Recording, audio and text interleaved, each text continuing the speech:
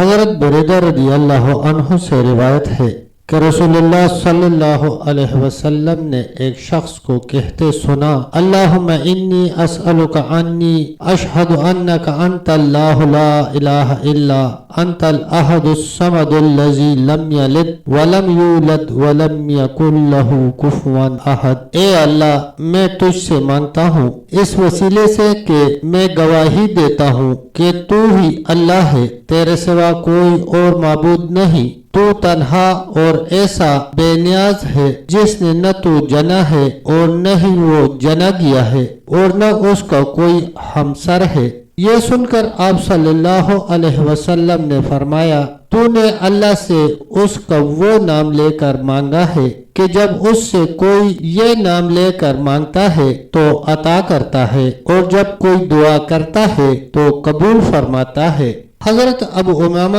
باہلی رضی اللہ عنہ کہتے ہیں کہ رسول اللہ صلی اللہ علیہ وسلم نے فرمایا، تین قسم کے افراد ایسے ہیں جن کا ضامن اللہ تعالیٰ ہے۔ ایک وہ جو اللہ کے راستے میں جہاد کے لیے نکلے، اللہ اس کا ضامن ہے، یا اسے وفات دے کر جنت میں داخل کرے گا یا اجر اور غنیمت کے ساتھ واپس لوٹائے گا۔ دوسرا وہ شخص جو مسجد کی طرف چلا، اللہ اس کا ضامن ہے، یا اسے وفات دے کر جنت میں داخل کرے گا یا اجر اور غنیمت کے ساتھ واپس لوٹائے گا۔ تیسرا وہ شخص جو اپنے گھر میں سلام کر کے داخل ہوا، اللہ اس کا بھی ضامن ہے۔ تب تک اتنا ہی، ملتے ہیں ایک اگلی ویڈیو کے ساتھ، تب تک کے لیے اللہ حافظ، اللہ نگہبان۔